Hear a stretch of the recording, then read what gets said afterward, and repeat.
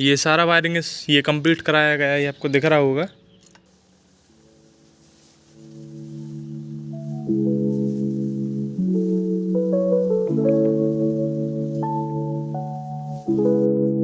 नमस्कार दोस्तों, तो ये आप जो ट्रैक्टर देख रहे हैं ये मेरे वर्कशॉप पर आया हुआ था।